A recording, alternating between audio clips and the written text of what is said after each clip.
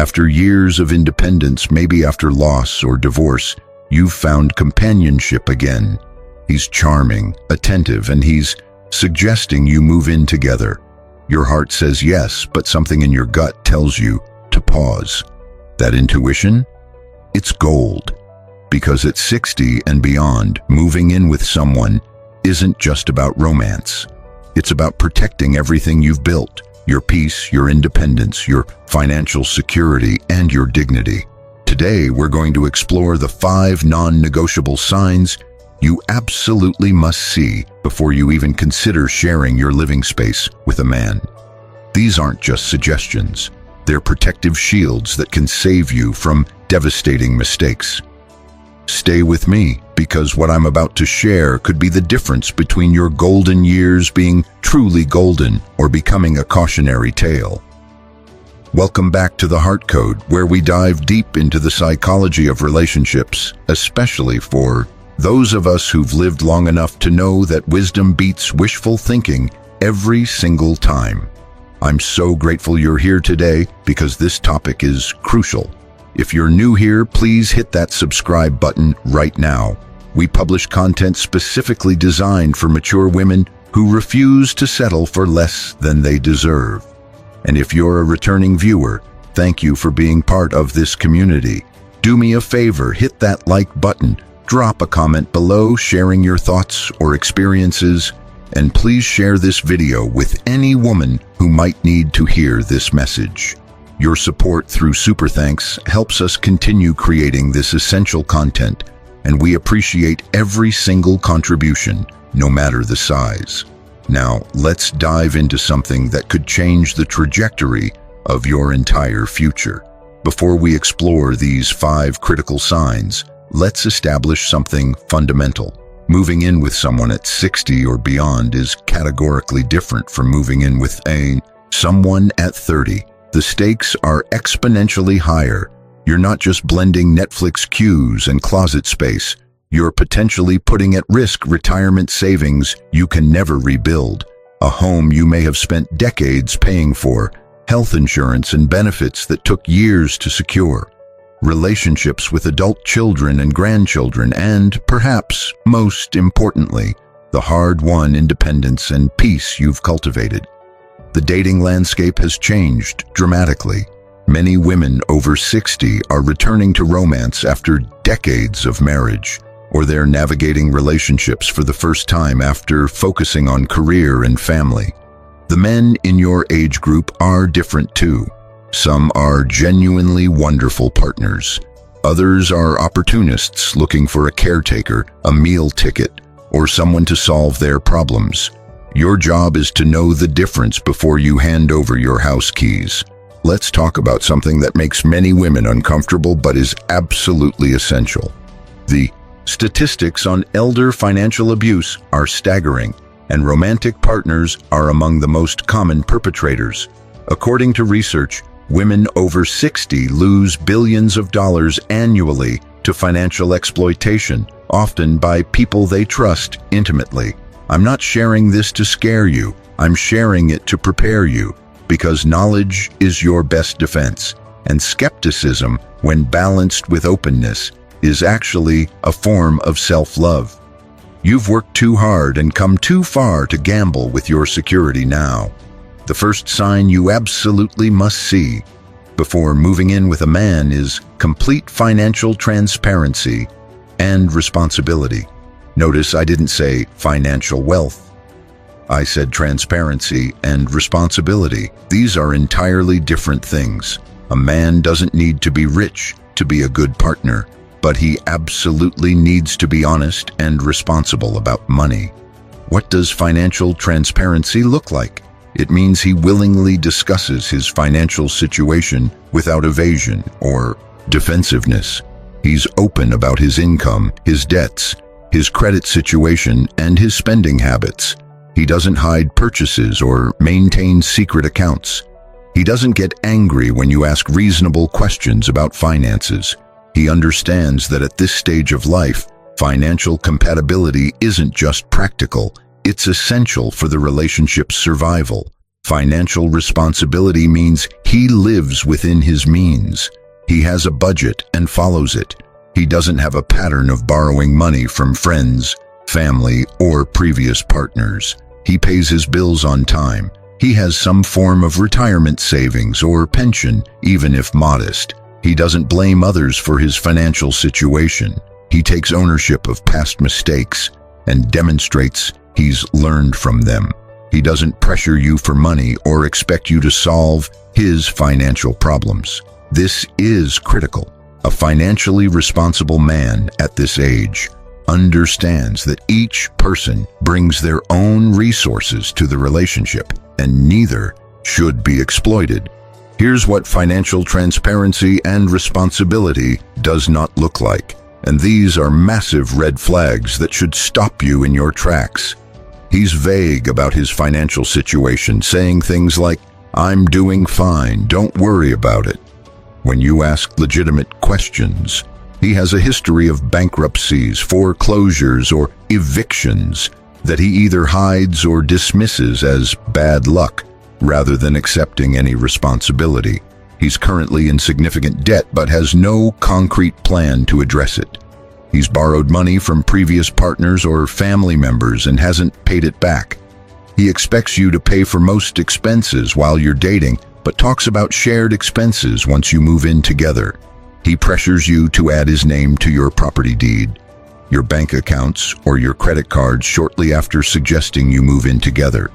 He becomes defensive, angry, or accusatory when you want to discuss finances before cohabitation. Let me share why this matters so profoundly. Margaret was 67 when she met Robert at a community center dance. He was charming, attentive, and after 6 months of dating, he suggested moving in together. He said it would be more economical, they'd have more time together, and at their age, why waste time? Margaret, flattered by his attention and lonely after 10 years of widowhood, agreed.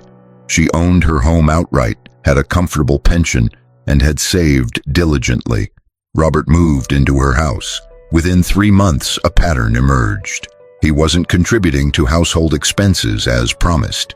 He had credit card bills he hadn't mentioned. He needed to borrow money for car repairs, medical expenses, and other emergencies. Margaret, compassionate and not wanting to seem petty, helped. After 2 years, she discovered Robert had accumulated over $50,000 in debt in her name. He had convinced her to add him to a credit card for emergencies. Those emergencies were his gambling habit. When Margaret tried to ask him to leave, he claimed tenants' rights.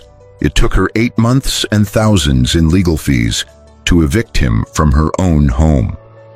She's now 71, working part-time to rebuild savings she thought were secure, and she's lost the comfortable retirement she'd planned. This isn't a rare story. It happens every single day. Before you move in with anyone, you need to see actual evidence of financial responsibility. Not promises, not explanations. Evidence. What does evidence look like? He shows you that he pays his own rent or mortgage consistently. He maintains his own vehicle, his own insurance, his own living expenses without needing to borrow. He has a checking and savings account that he manages responsibly. If he's retired, he has a pension, Social Security, or retirement funds that adequately cover his lifestyle. If he's still working, he has stable employment and doesn't have a pattern of job hopping or being fired. He doesn't have utility shutoff notices, collection calls, or creditors pursuing him. He files his taxes and doesn't have issues with the IRS. If he's been divorced, he's current on any alimony or child support obligations. You need to have explicit, detailed conversations about finances before cohabitation, not surface-level chats. Deep, comprehensive discussions. Here's what you need to know. What is his monthly income from all sources? What are his monthly expenses and obligations? Does he have any debt, and if so, how much, and what's his repayment plan? What is his credit score, and if it's poor, why, and what's he doing about it? Does he have health insurance, or will he expect to use yours? Does he have long-term care insurance or a plan for potential health decline? What are his expectations for how expenses will be split if you live together? Does he expect to pay rent if he moves into your home? How will utilities, groceries, and household expenses be divided? What happens to his current living situation when he moves? And does he have a financial safety net if the relationship doesn't work out? These questions might feel uncomfortable. They might seem unromantic. Good. Romance without reality is fantasy, and fantasy at this stage of life can be financially devastating. A good man will welcome these conversations. He'll appreciate that you're being responsible. He'll be equally concerned about protecting both of your interests. A man with ulterior motives will react very differently. He'll say you don't trust him. He'll accuse you of being materialistic or cold. He'll try to make you feel guilty for being practical. He'll rush you, saying you're overthinking or that these details can be worked out later. He'll compare you unfavorably to previous partners who trusted him more. Any of these reactions should end the conversation about moving in together immediately. Here's a non-negotiable recommendation. Before moving in together, create a cohabitation agreement. This is a legal document that outlines financial responsibilities, property rights, and what happens if the relationship ends. Many people think cohabitation agreements are only for younger couples or wealthy individuals. Wrong. They're especially important for older adults with assets to protect. A cohabitation agreement should specify who owns what property, how expenses will be divided, that neither party has claim to the other's retirement accounts or pensions, what happens to shared purchases if you separate, how long someone has to move out if the relationship ends, and whether either party will have financial obligations to the other after separation. This might sound cold or distrustful, but it's actually the opposite. It's respectful. It acknowledges that both of you are autonomous adults with separate financial lives, and it protects both parties. If a man refuses to sign a cohabitation agreement or gets offended that you want one, that's extremely telling. It suggests he believes he should have access to your assets without any legal obligation or protection for you. One more crucial point about financial transparency. Watch how he talks about his previous relationships, especially regarding money. Does he claim an ex-wife took him for everything? Does he say a previous girlfriend used him for money? Does he describe himself as the victim in every past financial situation? This is a major warning sign. While it's possible he was genuinely wronged, a pattern of financial victimhood often indicates someone who doesn't take responsibility for their choices. It may also indicate someone who's learning from past experiences by being more strategic about accessing resources without being legally responsible. The man who says, "My ex-wife got everything in the divorce," might be positioning himself as sympathetic while planning to rebuild his wealth through your assets. Compare that to a man who says, "The divorce was expensive and taught me the importance of keeping finances separate and being clear about expectations from the start." See the difference? One is playing victim. The other learned and adapted. Financial transparency and responsibility isn't just about protecting your money.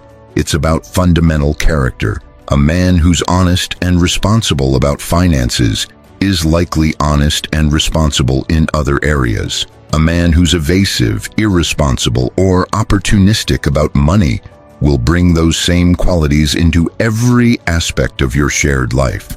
Money is simply where those traits become most visible and most costly. Don't move in with a man until you've seen consistent, long-term evidence of financial transparency and responsibility, not for weeks, not for months, for at least a year, preferably longer. Watch how he handles money when he doesn't know you're watching. Watch how he treats service workers, which often reveals attitudes about money and status. Watch whether he tips appropriately, pays his debts to friends, and honors financial commitments. These Small behaviors predict larger patterns. The second sign you absolutely must see before moving in with a man is respect for your independence and your existing life. This is about whether he sees you as a whole person with your own identity, or whether he sees you as a supporting character in his story. At 60 and beyond, you've built a life. You have routines, friendships, hobbies, family relationships, and ways of doing things that work for you. A good partner respects and honors this. He doesn't try to absorb you into his life. He doesn't expect you to abandon your identity to accommodate his. He genuinely values your independence and supports you in maintaining it. What does respect for your independence look like in practical terms? He encourages your friendships and doesn't try to isolate you from people who matter to you. He supports your hobbies and interests, even if he doesn't share them. He doesn't mock, minimize, or try to redirect your passions. He respects your relationship with your adult children and grandchildren. He doesn't compete for your attention or create conflict between you and your family. He understands that your family relationships existed before him and will continue regardless of your romantic relationship. He honors your need for alone time and personal space. He doesn't take it personally when you want time to yourself. He has his own interests and friendships, so he's not dependent on you for all his social and emotional needs. He respects your routines and doesn't expect you to completely overhaul your life to accommodate his preferences.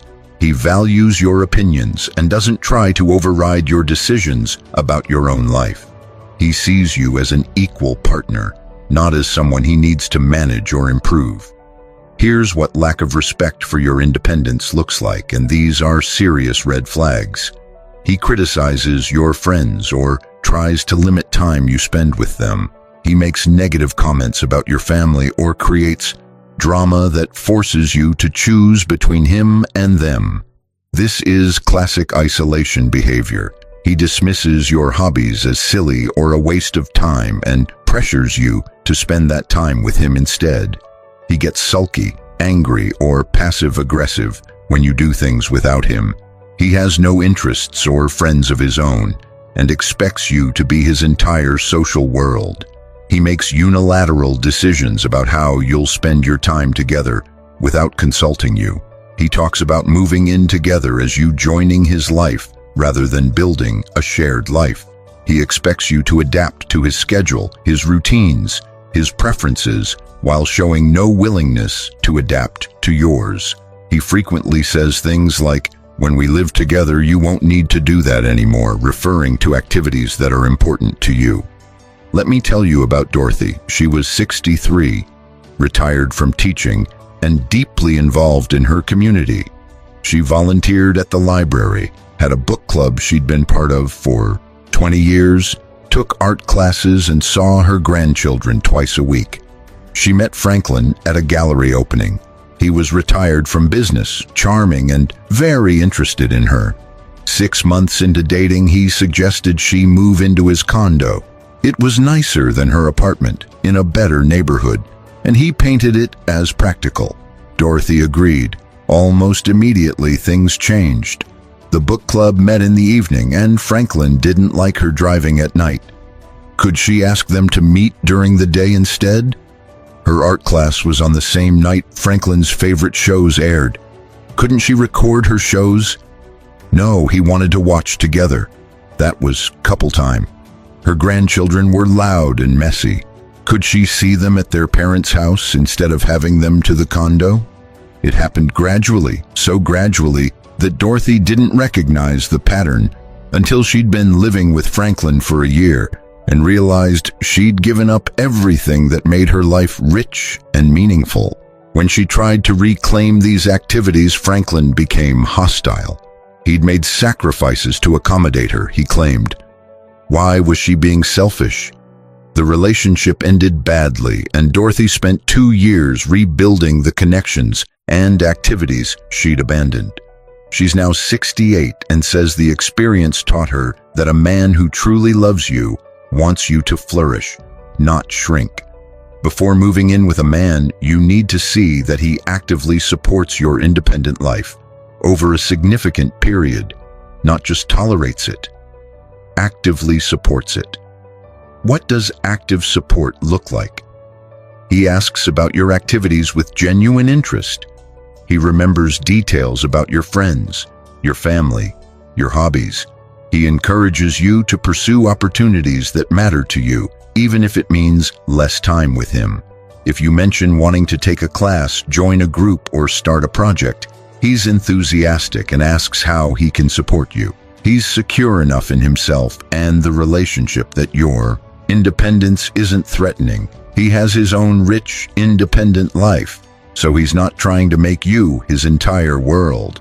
He talks about moving in together as creating a home base from which you both continue to live full, independent lives, not as merging into one entity. You also need to see how he handles disagreement about your choices, because respect for independence is most visible when you're making choices he doesn't prefer. Let's say you want to take a trip with friends. Does he support this, even if it means time apart? Or does he sulk, create obstacles, or make you feel guilty? Let's say you want to spend Sunday afternoons with your grandchildren. Does he honor this as your priority? Or does he schedule things that conflict and then act hurt when you choose your family? These small tests reveal enormous truths about how he sees you and the relationship. A man who respects your independence will sometimes be disappointed when your choices mean less time together, but he'll never try to manipulate or control those choices. He'll express his feelings honestly and then support your decision. Here's something crucial that many women miss. Pay attention to how he talks about his previous relationships, especially long-term ones. Does he describe his ex-wife or ex-girlfriend as having been too independent, too focused on her own interests, not devoted enough to the relationship? Or does he respect that she had her own life and identity? A man who resented his previous partner's independence will resent yours too. It's not about the specific woman, it's about his fundamental belief about what women in relationships should be. If he says things like, "My ex-wife was always off with her friends instead of home with me," that's not a complaint about her. That's a revelation about his expectations. Compare that to a man who says, "My ex-wife and I grew apart because we developed different interests, but I respect that she was passionate about her life." See the difference? One reveals controlling tendencies. The other reveals maturity and respect for autonomy. Another critical aspect of respecting your independence is respecting your space and possessions. Before moving in together, how does he treat your home when he visits? Does he ask before using things or assume he can help himself? Does he respect your organizational systems or try to rearrange things his way? Does he honor your rules about shoes, pets, food, or whatever matters to you in your space? Or does he act like your preferences are negotiable and his comfort takes priority? How someone treats your space when they're a guest predicts how they'll treat shared space when they live there. If he's already acting entitled to your environment before moving in, it will only intensify afterward. A respectful man asks before using your things, honors your household systems even if they're different from his, offers to help but accepts no if you prefer to do things yourself, and treats your home and possessions with care. Let's talk about adult children and grandchildren, because this is a major source of conflict in later life cohabitation. Your relationship with your adult children and grandchildren existed long before this man entered your life, and it's non-negotiable. A good partner understands this and respects it. He doesn't see your family as competition. He doesn't create situations where you have to choose. He understands that your role as mother and grandmother is permanent and precious. What does this look like practically? He's welcoming and kind to your family, but he doesn't try to force closeness or insert himself where he's not wanted. He respects boundaries. He supports your time with your grandchildren, even if it's inconvenient for him. If there's a conflict, he finds solutions rather than making you choose. He doesn't criticize your parenting or try to involve himself in family matters that don't concern him. He understands that holidays and special occasions may prioritize your family traditions over his preferences. Warning signs regarding family include making negative comments about your adult children, especially calling them selfish for expecting time with you, creating conflict around holidays or family events, expecting to be included in family activities immediately rather than letting relationships develop naturally, being jealous of time you spend with grandchildren, criticizing how your children parent, trying to drive wedges between you and your family by highlighting perceived slights or disrespect toward him, making you feel guilty for putting family first. Any man who creates tension between you and your family before you even live together will escalate that behavior once you're cohabitating. This is about control. It's about isolating you from support systems, so you're more dependent on him. Before moving in together, you need to have explicit conversations about family expectations. How will holidays be handled? What role does he expect to play in your family's life? What are his expectations about time you spend with family versus time together? How will you handle family emergencies or needs? What if an adult child needs help, financial or otherwise? These conversations reveal compatibility and respect. A man who respects your independence and your family relationships will approach these conversations collaboratively, looking for solutions that honor everyone's needs. A controlling man will approach them competitively, seeing your family as obstacles to what he wants from you. Respect for independence also means respect for your financial autonomy. Even if you're sharing living expenses, you should maintain separate finances and the freedom to spend your money as you choose without accounting to him. If he expects to control, monitor, or approve your spending, that's not partnership. That's financial control. Before moving in, watch how he reacts when you spend money on yourself or on others. Does he make comments? Does he question your choices? Does he compare your spending to his? These are warning signs of someone who will try to control your finances once you're living together. The third sign you absolutely must see before moving in with a man is emotional maturity and self-regulation. At this stage of life, you absolutely cannot afford to take on a man-child. You need a true partner, and that requires emotional maturity. What is emotional maturity? It's the ability to manage his own emotions without making them your responsibility. It's the capacity to handle disappointment, frustration, and conflict without becoming abusive or manipulative. It's taking responsibility for his own happiness rather than expecting you to manage his emotional state. It's communicating needs clearly without passive aggression or mind games. It's having self-awareness about his triggers, his patterns, and his areas for growth. What does emotional maturity look like in practical, observable ways? He can discuss difficult topics without becoming defensive or aggressive. When he's upset, he identifies and expresses his feelings appropriately, rather than lashing out or shutting down. He takes responsibility for his mistakes and apologizes genuinely when he's wrong. He doesn't keep score or bring up past grievances in unrelated arguments. He can regulate his anger and doesn't use intimidation, yelling, or threats during disagreements. He respects your boundaries and doesn't pressure you to change them. He can tolerate discomfort and doesn't always need immediate resolution or reassurance. He has healthy coping mechanisms for stress that don't involve substances, gambling, or other destructive behaviors. He can self-soothe and doesn't rely solely on you to make him feel better when he's struggling. Here's what emotional immaturity looks like, and these are absolute deal breakers. He has explosive anger that seems disproportionate to the situation. This includes yelling, slamming things, punching walls, or other intimidation tactics. He uses the silent treatment or emotional withdrawal as punishment when he's upset. He makes you responsible for his emotions, saying things like, "You make me so angry," or "I wouldn't act this way if you didn't upset me." He can't accept feedback or criticism without becoming defensive and turning it back on you. He holds grudges and brings up past issues repeatedly, even after they've supposedly been resolved. He has substance abuse issues or other addictive behaviors he refuses to address. He lacks empathy and struggles to understand or care about your feelings.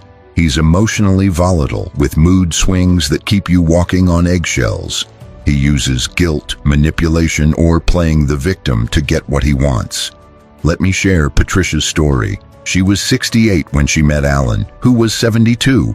He seemed like a gentleman, attentive and affectionate. After a year of dating, he moved into her home. Within weeks, she saw a side of him that had been carefully hidden. He had a terrible temper. If dinner wasn't ready when he wanted it, he'd slam doors and refuse to speak to her for days. If she made plans with friends without checking with him first, he'd sulk and make passive-aggressive comments about being neglected. If she disagreed with him about anything, even minor things like what to watch on television, he'd explode in anger, calling her stubborn and unreasonable. Patricia found herself constantly trying to anticipate his moods and avoid triggering his anger. She was anxious in her own home, measuring every word, every action. When she finally asked him to leave after 6 months of this emotional terrorism, he broke down crying, promised to change, and begged for another chance. Patricia, compassionate and hoping he meant it, agreed. Nothing changed. It took her another year and the support of her daughter to finally get him out of her home. She's now 71 and says she'll never again ignore red flags about emotional regulation. Before moving in with anyone, you need to see how they handle the full range of human emotions in multiple contexts over an extended period. Not just when things are going well, not just in the early romantic phase when everyone's on their best behavior. You need to see him stressed, disappointed, frustrated, hurt, and angry. You need to see how he manages these emotions. This takes time. It takes experiencing different situations together. It requires conflict because conflict is where emotional maturity becomes most visible. How does he handle conflict specifically? This is crucial because you will have conflicts if you live together. It's inevitable. The question isn't whether you'll disagree, but how you'll navigate disagreements. An emotionally mature man approaches conflict as a problem to solve together, not a battle to win. He stays focused on the actual issue rather than attacking your character. He can take responsibility for his contribution to the problem. He can listen to your perspective, even when he disagrees. He can compromise and find solutions that work for both of you. He doesn't escalate. If emotions get too high, he can suggest taking a break and returning to the discussion when you're both calmer. He doesn't use low blows, bringing up sensitive topics just to hurt you. After the conflict is resolved, he can move forward without holding a grudge. An emotionally immature man approaches conflict very differently. He becomes defensive immediately and refuses to consider he might be wrong. He attacks your character instead of addressing the issue. He brings up unrelated grievances to deflect from his behavior. He escalates, raising his voice, becoming physically intimidating or threatening to leave. He refuses to compromise, insisting things be done his way. He uses the silent treatment or other forms of emotional punishment. He says hurtful things designed to wound you, then claims he didn't mean it or you're too sensitive. He holds grudges and brings up the same issues repeatedly, even after they've been discussed. Notice a pattern? Emotionally immature conflict management is all about control and winning, not about resolution and partnership. You need to have conflicts before moving in together. I know that sounds counterintuitive, but it's essential. If you haven't experienced disagreement and seen how he handles it, you don't know him well enough to cohabitate. If your relationship has been nothing but smooth sailing, either you haven't been together long enough to face real issues, or one of you is suppressing your true thoughts and feelings to keep the peace.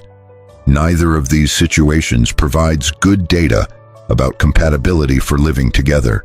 So how do you create opportunities to see emotional regulation and conflict management? You don't manufacture drama, but you also don't avoid difficult conversations. You express your honest opinions, even when they differ from his. You set boundaries and see how he responds. You share when something bothers you rather than letting it slide. You observe how he handles disappointment when plans change. You watch how he treats service workers when things go wrong. You notice how he talks about people in his life who've disappointed or frustrated him. Another aspect of emotional maturity is how he handles his past. Everyone over 60 has a history: previous marriages, long-term relationships, losses, regrets. An emotionally mature man has processed his past. He's done the work of grieving losses, learning from mistakes, and moving forward. He can talk about his history without bitterness consuming him. He takes ownership of his role in relationship failures. He doesn't speak about all his exes with hatred or contempt. If he does, that's a major red flag. It suggests he hasn't processed those relationships, and he's likely to repeat the same patterns with you. Moreover, how he talks about you when he's angry will eventually mirror how he talks about his exes. If he calls them crazy, stupid, or vindictive, he'll eventually apply those labels to you too. An emotionally immature man is still emotionally entangled with his past. He's bitter about his divorce decades later. He blames his ex-wife for everything that went wrong. He's still fighting battles that ended years ago. He has unprocessed grief that manifests as anger or depression. He hasn't learned from his mistakes and repeats the same relationship patterns. This man isn't ready for a healthy relationship, and moving in with him means inheriting all his unresolved emotional baggage.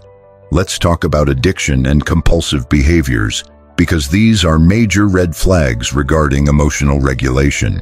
Addiction comes in many forms. It's not just alcohol and drugs. It can be gambling, pornography, shopping, work, even exercise or food. Any behavior that someone uses compulsively to avoid or manage uncomfortable emotions is a form of addiction. And addiction is fundamentally about emotional dysregulation. It's about not being able to tolerate distress without an external coping mechanism. Before moving in with someone, you need to know if they have any addictive or compulsive behaviors and whether they're actively managing them. A man in recovery who's working a program, attending meetings, and taking his sobriety seriously can be a wonderful partner. His recovery work has likely given him tools for emotional regulation that many people never develop. But a man with active addiction or someone in denial about compulsive behaviors is an absolute disaster waiting to happen. The signs of addiction or compulsive behavior include secrecy around certain activities or spending, defensiveness when asked about certain behaviors, continuing a behavior despite negative consequences, lying or minimizing the extent of the behavior, mood changes related to the behavior, either engaging in it or being unable to, financial problems related to the behavior, relationships damaged by the behavior. If you see any of these signs, do not move forward with cohabitation until the person has been in active, successful recovery for a significant period, and even then, proceed with extreme caution. Emotional maturity also includes the capacity for empathy and perspective-taking. Can he understand and care about your feelings, even when they're different from his? Can he imagine situations from your point of view? Does he recognize that his reality isn't the only reality? An empathetic, emotionally mature man will validate your feelings even when he doesn't share them. He'll say things like, I can see why that would upset you, or I understand why you feel that way. He won't dismiss your emotions or tell you you shouldn't feel what you feel. He'll be curious about your inner world and want to understand you better. He'll adjust his behavior when he learns something causes you distress, even if he doesn't personally understand why it's distressing. An emotionally immature man lacks empathy. He can't or won't try to understand feelings different from his own. He dismisses your emotions as irrational or an overreaction. He insists his perspective is correct and yours is wrong. He doesn't adjust his behavior even when you've explained how it affects you. He makes your feelings about him getting defensive rather than responding with care. This inability to empathize makes genuine partnership impossible. You'll spend your energy trying to make him understand your basic human needs and feelings, which is exhausting and demeaning. Before moving in with a man, ask yourself these questions. Have I seen him handle stress in healthy ways multiple times over an extended period? Have we had disagreements and did he manage conflict respectfully? Does he take responsibility for his mistakes or always blame others? Can he self-soothe or does he always need me to make him feel better? Does he respect my boundaries or pressure me to change them? Can he tolerate disappointment without becoming mean or withdrawn? Does he have healthy relationships with other people, or is there a pattern of conflict and falling out? Has he done work to process his past, or is he still emotionally entangled with old wounds? Does he show empathy for my feelings and adjust his behavior accordingly? If the answer to any of these questions is no, or I don't know, you don't have enough information to make a decision about living together.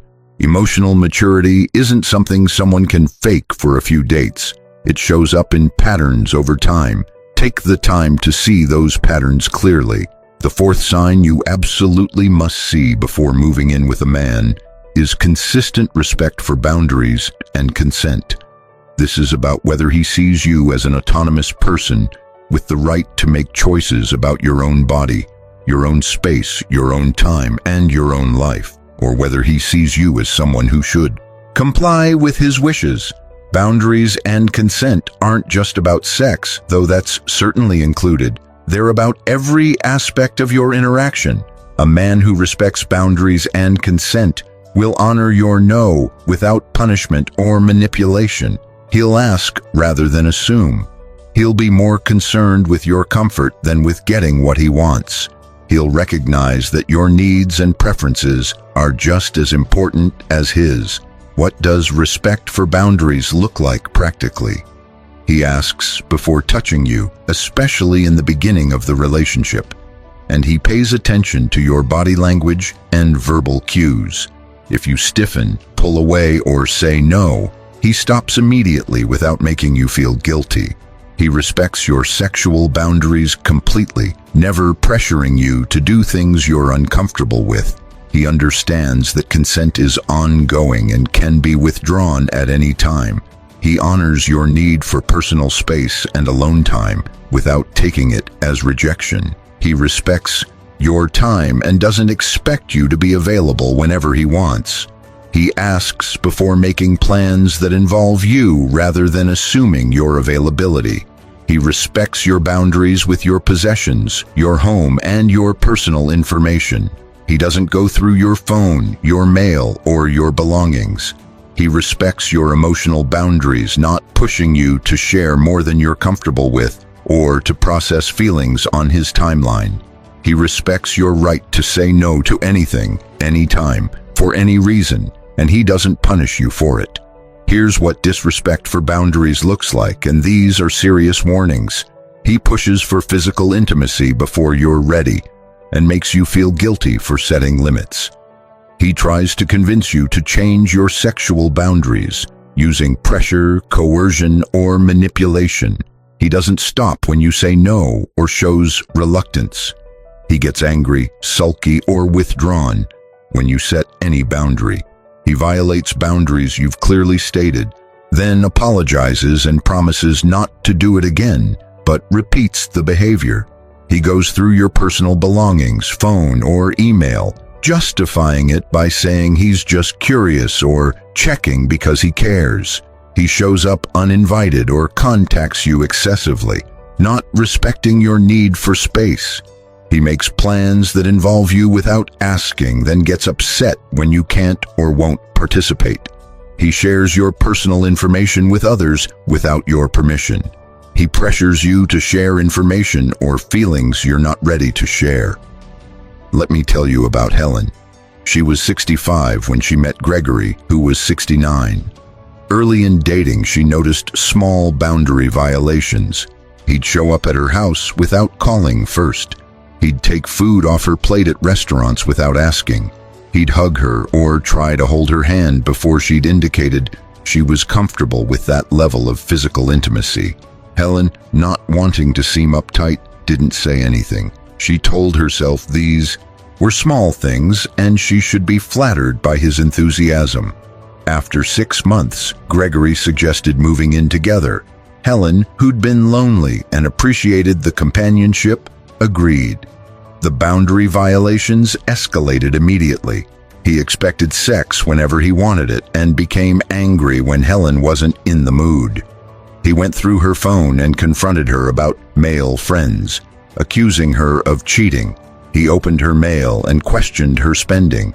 He showed up at places where she'd gone without him, saying he wanted to surprise her, but really he was checking on her. Helen felt increasingly suffocated and controlled. When she tried to reinstate boundaries, Gregory became emotionally abusive, accusing her of not loving him and comparing her to his ex-wife, who he claimed was cold and withholding. It took Helen 8 months to get Gregory to leave, and she had to get a restraining order when he refused to accept the relationship was over. She's now 68 and says she wishes she'd recognized that those early small boundary violations were previewing his complete disregard for her autonomy. The early stages of dating are when people are on their best behavior. If he's violating boundaries when he's trying to impress you, imagine how much worse it will be once he's comfortable and living in your space. Pay attention to small boundary violations because they predict larger ones. Does he respect your no the first time, or does he keep pushing until you give in? This is crucial. A man who respects boundaries will accept your first no gracefully. A man who doesn't respect boundaries will keep asking, keep negotiating, keep pressuring until you're worn down and comply. This is a manipulation tactic. He's training you that your no doesn't mean anything and that persistence will override your stated preferences. Let's talk specifically about sexual boundaries because this is an area where many women over 60 feel uncomfortable asserting themselves. You may have been raised in an era that taught you to be accommodating, that your role was to please your partner, that saying no made you frigid or difficult. Please hear this. You have absolute right to bodily autonomy at any age. You never owe anyone sexual contact. You can say no at any time for any reason or no reason. You can change your mind. You can set limits about what you're comfortable with sexually. And a good man will not only respect these boundaries, he'll actively want you to only engage in sexual activity you genuinely desire. A man who pressures you sexually, who sulks or punishes you for not being available sexually, who tries to convince you to do things you're uncomfortable with, who doesn't stop when you indicate you want to stop. This man is dangerous. Sexual coercion is a form of sexual assault. It doesn't matter if you're in a relationship. It doesn't matter if you live together. It doesn't matter if you've consented in the past. You always have the right to say no, and he always has the obligation to respect that. Before moving in with a man, you need to have clear conversations about sexual expectations and boundaries. What are your comfort levels? What are his expectations? How will you handle differences in desire? How will you communicate about sex? What happens if one of you is no longer interested in sexual activity? These conversations might feel awkward, but they're essential. They reveal whether he sees sex as something you share or something you provide. They show whether he respects your agency or expects compliance. Pay attention to how he responds to these conversations. Does he listen and respect your boundaries? Does he try to negotiate or change your mind about limits you've set? Does he become defensive or accusatory? Does he make you feel bad for having boundaries? His response tells you everything you need to know about whether he's safe to live with. Boundaries also extend to your space and belongings. Before moving in, how does he treat your home when he visits? Does he ask before using things or helping himself? Does he respect your systems and preferences? Does he clean up after himself or expect you to serve him? These behaviors predict how he'll act once he lives there, except they'll intensify. If he's already acting entitled to your space, your food, your belongings when he's a guest, he'll be impossibly entitled once he's a resident. A respectful man will ask before using your bathroom products, your kitchen equipment, your Wi-Fi password. He'll clean up his messes. He'll honor your organizational systems, even if they're different from how he'd do it. He'll treat your home and belongings with care. Another critical boundary issue is privacy and personal information. A man who respects boundaries will not go through your phone, your computer, your mail, or your belongings without your explicit permission. He won't demand your passwords or access to your accounts. He won't share your personal information with others without your consent. He won't pressure you to share information you're not ready to share. He won't use information you've shared in confidence against you during arguments. If a man violates your privacy in any way, that's a massive red flag. It shows he believes he's entitled to know everything about you and to access your private spaces. This belief is fundamentally incompatible with respecting your autonomy. Watch how he handles it when you assert a boundary. This is the real test. Does he respect it immediately, or does he push back? Does he accept it gracefully, or does he make you justify it? Does he honor it going forward, or does he test it repeatedly to see if you really mean it? A man who respects boundaries will thank you for being clear about your needs. He might be disappointed, but he won't be angry. He won't try to change your mind. He won't punish you for having boundaries. He'll adjust his behavior to honor your stated limits. A man who doesn't respect boundaries will react very differently. He'll act hurt or offended that you need boundaries with him. He'll accuse you of not trusting him or not caring about him. He'll keep testing the boundary to see if you'll enforce it. He'll violate the boundary and then apologize, creating a cycle where your boundaries are constantly being crossed and then supposedly forgiven. This is emotional abuse, and it will only get worse if you live together. Before moving in with a man, ask yourself these questions. Does he respect my no without making me feel guilty or pressuring me to change my mind?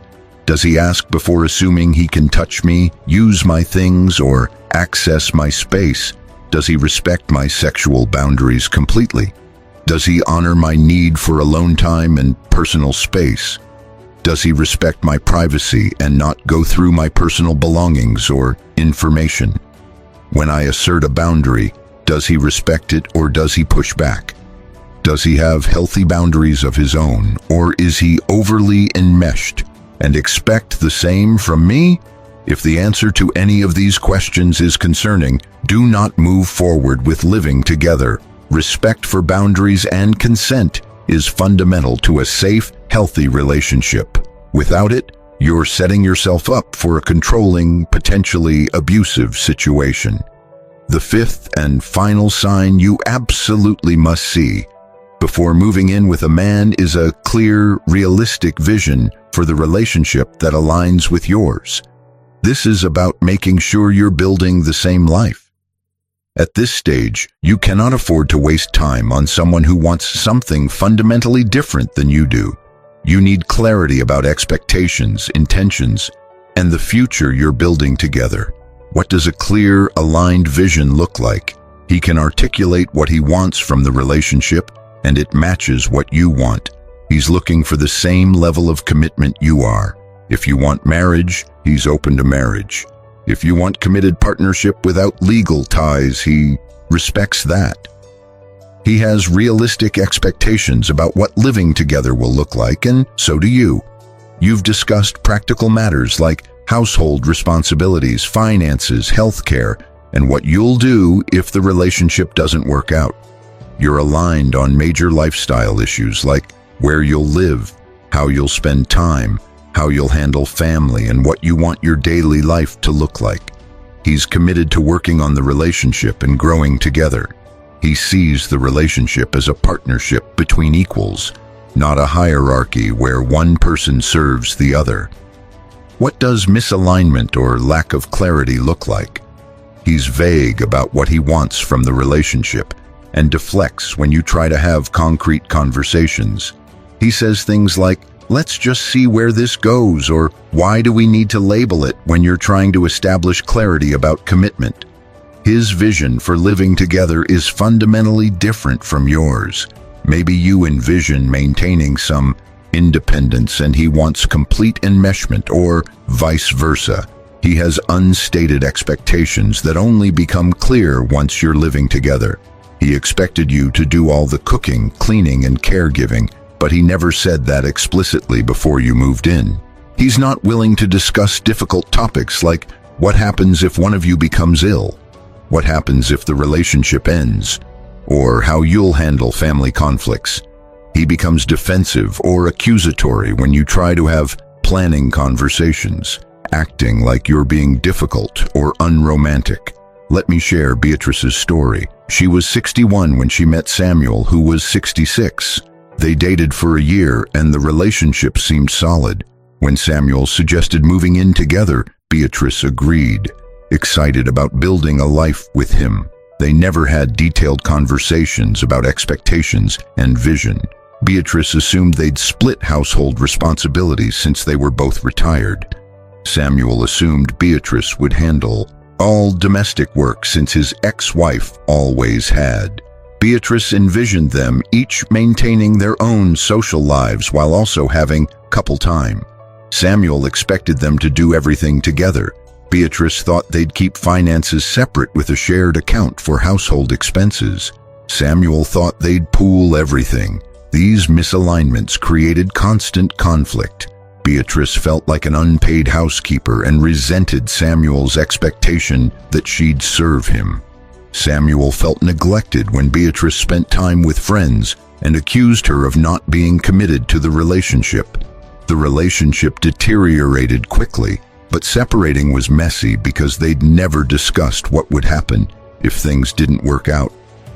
Beatrice had given up her apartment to move into Samuel's house, so she had to find new housing quickly. The whole experience was devastating and could have been avoided with clear, detailed conversations before cohabitation. Before moving in with anyone, you need to have comprehensive conversations about vision and expectations, not surface-level chats. Deep, detailed discussions about every aspect of shared life. Here's what you need to discuss. What does commitment mean to each of you? Are you moving toward marriage or permanent partnership? Or is this more open-ended? How will you handle household responsibilities? Who will do what? How will you divide cooking, cleaning, yard work, home maintenance, and all the other tasks of daily life? What are your financial expectations? How will expenses be split? Will you maintain separate finances or combine them? What happens to assets if the relationship ends? What is your vision for daily life? How much time do you expect to spend together versus apart? What are your routines and how will you honor both of your needs? How will you handle social life and friendships? Will you socialize primarily as a couple? Or will you maintain independent friendships and activities? How will you navigate family relationships? What role will each of you play in the other's family? How will you handle holidays, family emergencies, and adult children's needs? What are your expectations about caregiving if one of you becomes ill? This is crucial and often avoided, but you must discuss it. What if one of you develops dementia, has a stroke, needs significant care? What are the expectations? What happens if the relationship ends? How much notice will you give? Who will move out? How will you divide shared property or expenses? What are your plans for aging? Do you want to age in place? Do you have long-term care insurance? Do you have advance directives? Do you want the other person to be your healthcare proxy? These conversations might seem unromantic or morbid. They're not. They're respectful and realistic. They're about building a foundation of clarity and mutual understanding. A mature, emotionally healthy man will welcome these conversations. He'll want the same clarity you do. He'll understand that clear expectations prevent conflict and resentment. He'll be willing to negotiate and compromise to find solutions that work for both of you. A man who isn't ready for genuine partnership will react very differently to these conversations. He'll say you're overthinking or being too negative. He'll refuse to discuss difficult topics like illness or relationship ending. He'll get defensive when you bring up expectations.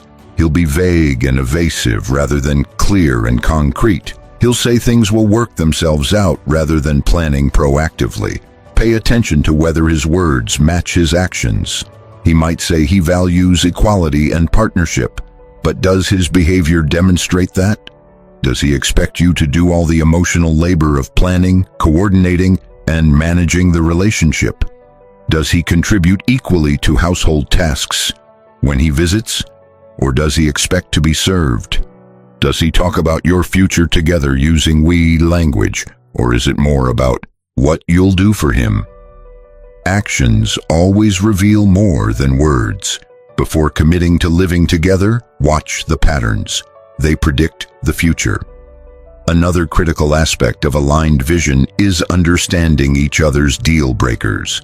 What are the things that would end the relationship for each of you?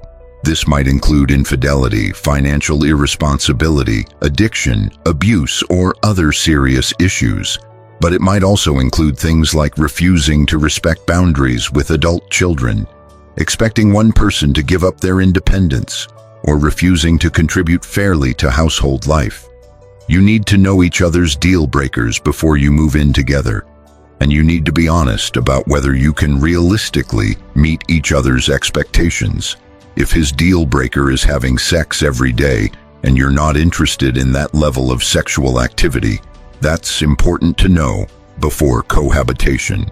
If your deal breaker is him trying to control your relationship with your grandchildren and he's already shown signs of being jealous of that time, you need to address it now, not after he's moved in. Let's talk about something many women struggle with: the difference between compromise and self-abandonment. Healthy relationships require compromise. You won't agree on everything, and you'll both need to adjust some expectations and preferences to make shared life work. But compromise is different from self-abandonment. Compromise is when you both give a little to reach a solution that's acceptable to both of you. Self-abandonment is when you give up fundamental parts of yourself, your values, your needs, your identity, to accommodate someone else. Before moving in together, you need to be clear about what you can compromise on and what you cannot. What can you compromise on? Specific routines like what time you eat dinner or how you organize the pantry, how you spend leisure time, finding activities you both enjoy while maintaining some separate interests. The division of household tasks, as long as it feels fair and both people contribute. Where you live, if you're both willing to relocate and can find a place that meets both your needs. What you cannot compromise on, what should be deal breakers, your core values and beliefs. If you have fundamentally different values about honesty, kindness, responsibility, family, these conflicts won't resolve through compromise. Your need for respect, safety, and autonomy. These are non-negotiable in any healthy relationship. Your relationship with your children and grandchildren. You can compromise on logistics, but not on maintaining these precious relationships. Your financial security. You cannot compromise your financial safety to make a relationship work. Your physical and mental health. If a relationship requires you to sacrifice your well-being, it's not a relationship worth having. If you find yourself contemplating giving up fundamental parts of who you are to make a relationship work, that's not compromise. That's self-abandonment, and it's a clear sign that this relationship isn't right for you. Before moving in with someone, honestly assess whether you're compromising or abandoning yourself. If it's the latter, step back and reconsider whether this relationship serves you. Finally, let's talk about the timeline. How long should you date someone before considering moving in together? There's no magic number, but at this stage of life, you should not rush. The early stages of any relationship involve chemical responses in the brain that can cloud judgment.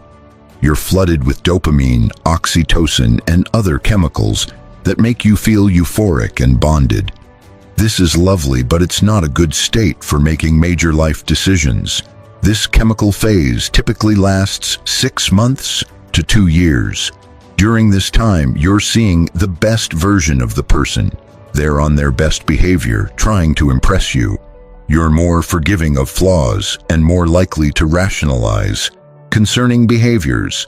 After this honeymoon phase ends, you see the real person, their true habits, their stress responses, their less appealing qualities. This is when you get accurate data about who they really are and whether you're compatible for long-term partnership. My recommendation is to date for at least 18 months to 2 years before considering cohabitation. During this time, you should experience multiple seasons, holidays, and life events together. You should see each other in various contexts, with your families, with your friends, when you're sick, when you're stressed, when you're disappointed, when things don't go your way. You should have conflicts and see how you navigate them together. You should travel together if possible, because travel reveals a lot about compatibility. You should see each other's living spaces and habits. You should have deep conversations about all the topics I've outlined: finances, expectations, boundaries, vision. If someone is pressuring you to move in together quickly before you have this essential information, that's a red flag. Why the rush? Usually, it's because they have an agenda that won't withstand scrutiny over time. Trust your instincts. If something feels off, it probably is. If you have doubts, honor them. If you're feeling pressured, step back. You've lived this long making good decisions for yourself. Don't abandon your wisdom now because you're lonely or because someone is charming. Your peace and security are too precious to gamble on someone who hasn't proven themselves trustworthy over time. Moving in with someone should feel like a natural next step in a healthy, stable relationship, not like a leap of faith into uncertainty. Before we wrap up, I want to address something that might be on your mind. What if you've already moved in with someone and you're now recognizing red flags you missed? First, please know you're not alone and you're not foolish. These situations are common, and manipulative people are skilled at hiding their true nature until you're committed. Second, it's never too late to protect yourself. If you're in a living situation that feels unsafe, controlling, or financially exploitative, you have options. Reach out to family or friends you trust. Contact local resources for elder abuse or domestic violence. They're not just for people experiencing physical violence. Financial exploitation and emotional abuse are serious, and they have resources to help. Consult with an attorney about your rights and options for separating safely. Document any financial abuse, threats, or concerning behaviors. This documentation can be crucial if you need legal intervention. Make a safety plan if you're concerned about his reaction to you asking him to leave, or if you need to leave. Please take this seriously. Your safety matters. Let's also address the question some of you might be thinking.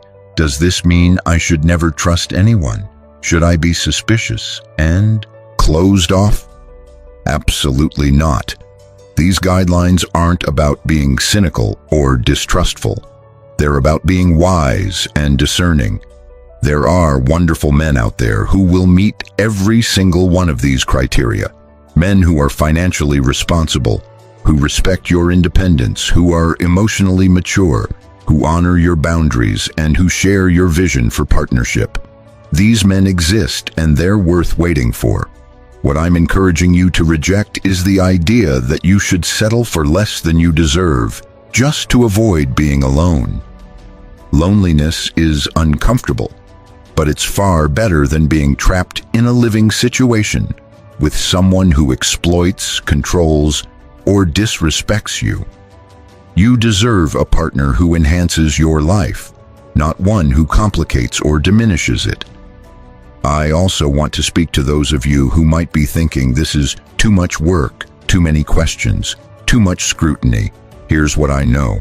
The work you put in before moving in together is nothing compared to the work of trying to leave a bad living situation or living with someone incompatible. Asking hard questions, having difficult conversations, taking your time to see patterns. These efforts protect you. They're not obstacles to love. They're the foundation of healthy love. A man who truly cares about you will respect and appreciate your thoughtfulness. He'll want you to feel secure and confident in the decision. He'll participate enthusiastically in these conversations because he wants the same clarity you do. Think about it this way. You wouldn't make a major financial investment without due diligence. You'd research, ask questions, read the fine print, maybe consult experts. Moving in with someone at this stage of life is at least as significant as a major financial investment. It affects your housing, your finances, your daily life, your family relationships, your peace of mind, and potentially your health and safety. It deserves at least the same level of careful consideration you'd give to any other major life decision. This isn't being cold or calculating. It's being responsible to yourself and your future. Let me leave you with this. At 60 and beyond, you have something precious that younger people often lack: the wisdom that comes from life experience. You've seen relationships work and fail. You've made decisions you're proud of and decisions you regret. You know yourself in ways you never could have at 30. You know what you need to be happy, what you can tolerate, and what you absolutely cannot. This wisdom is your superpower. Use it. Trust it. Don't let loneliness, societal pressure, or someone's charm convince you to ignore what you know to be true. You are not desperate. You are not running out of time. You are not obligated to give anyone a chance who hasn't earned it. You are a complete, valuable person, whether you're partnered or single. If you choose to share your life with someone, it should be because that person genuinely adds to your life, not because you're afraid of being alone. The right person, the person worthy of you, will demonstrate every single one of these 5 signs consistently over time: financial transparency and responsibility, respect for your independence and existing life, emotional maturity and self-regulation, respect for boundaries and consent, clear, aligned vision for the relationship. You don't have to settle for less. You don't have to rationalize or make excuses for someone who doesn't meet these standards. You don't have to give someone the benefit of the doubt when they've shown you exactly who they are. Your golden years should be golden. You've worked too hard, come too far, and overcome too much to spend this precious time with someone who doesn't honor and cherish you. Wait for someone who does. And if that someone doesn't come along, create a beautiful life anyway. Fill it with friends, family, hobbies, purpose, and joy. A mediocre relationship will never be better than a life you've crafted intentionally for yourself. You are enough exactly as you are. Before we close, I want to share one final thought. The decision about whether to move in with someone isn't just about that person. It's about you and what you want for your life. Before you even consider cohabitation, ask yourself some fundamental questions. What do I want my daily life to look like? What brings me joy and peace? What are my non-negotiables for how I spend my time and energy? What does a successful relationship look like to me? What am I willing to compromise on, and what am I not? Do I want to live with someone, or am I considering it because I feel like I should or because he wants to? Am I excited about building a shared life with this specific person, or am I just afraid of being alone? Would I be happy with this person's current behavior continuing exactly as it is forever, or am I counting on him changing? These questions are crucial. The answers should guide your decision far more than what he wants or what anyone else thinks you should do. This is your life. You get to decide how to live it. Thank you so much for being here today and investing this time in yourself. If this video resonated with you, please give it a like. It helps other women find this content. Share it with any woman who might benefit from hearing these truths. Leave a comment below sharing your thoughts, your experiences, or your questions. This community thrives when we support and learn from each other. Subscribe to the Heart Code so you never miss content designed specifically for mature women navigating relationships, independence, and life's challenges. And if you found value in this video, please consider supporting the channel with super thanks. It allows us to continue creating in-depth, honest content that serves you. I'll see you in the next video, where we'll continue exploring how to build a life of dignity, joy, and authenticity at any age. Until then, remember, you are worthy of respect. You deserve genuine partnership, and you never have to settle for less than you deserve. Take care of yourself.